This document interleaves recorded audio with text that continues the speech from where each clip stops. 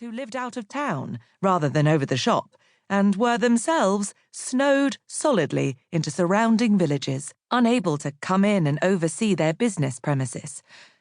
No buses ran, and most trains were either hours late, cancelled, stuck on frozen points, or halted by last night's snowfall, which a nasty wind had driven into drifts that covered open spots on the railway tracks. She set off down the pavement again, her calves aching from the constant slipping and sliding she was doing, although so far she hadn't taken a total tumble. By dint of shuffling and hardly lifting her feet, she was managing to get along, but her lower back was starting to feel the strain of walking so unnaturally. She would be glad when she could return to the station and thaw out with a hot cup of tea. Although it was nice to have a white Christmas, or so everyone kept saying, she'd be glad to see the back of snow. Pretty though it might be, and it had certainly given the already lovely city an almost magical appearance, covering spires and clinging to rooftops like a layer of icing on a cake. There was no denying it was beginning to cause serious issues. Traffic that did manage to take to the streets seemed to end up in ditches or ploughing into other stationary vehicles when traction was lost on the ice. Old folk were accumulating in hospitals with their fragile bones broken after a slip on the garden path, or with hypothermia after they huddled too long in inadequately heated homes. And to make matters worse, a nasty cold or flu bug was going around, incapacitating not only members of the general public, but also decimating the ranks of the police and other emergency services, just when more and more calls were being made on their resources. Not surprisingly, her inspector was not in the best of moods.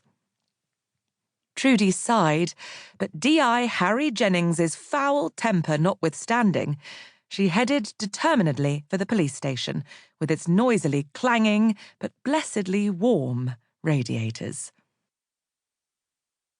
In his Victorian terraced home, with a pretty view over the nearby park, Dr. Clement Ryder, city coroner, watched his son move around the kitchen, preparing breakfast.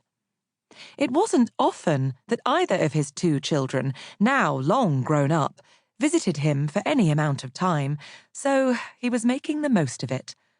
Not that he didn't heartily approve of them living their own lives, for he'd always thought that was how it was meant to be. When his wife had died a number of years ago, the twins had been 20 years old, and already both away at university, getting ready to begin their own journeys through life.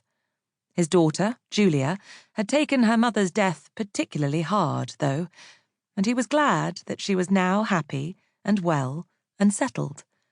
He'd seen her on Christmas Eve and had hoped to see her again for New Year's Day, but he doubted, unless there was a sudden thaw, that she'd be able to make it. The roads were still impossible to navigate. As if reading his mind, Vincent, waiting by the toaster, sighed heavily as he looked out of the window. "I've checked, but there's no chance of making it back to Cheltenham any time soon, Dad. No trains or buses, and the roads are blocked everywhere. What's more, the weather forecast last night said that there would be more snow flurries in the next 2 days.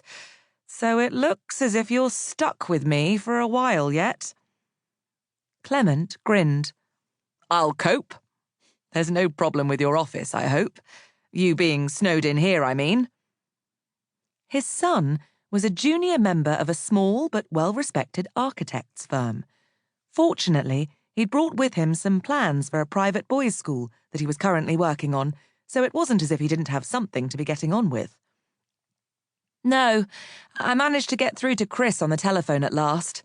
Apparently, nearly everyone is stuck at home, and it's not as if I can't continue to work on the plans here. The new pavilion for the indoor sports facility isn't urgent or particularly taxing." Clement grunted.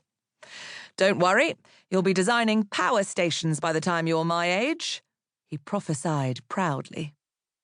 Vincent grabbed the toast as it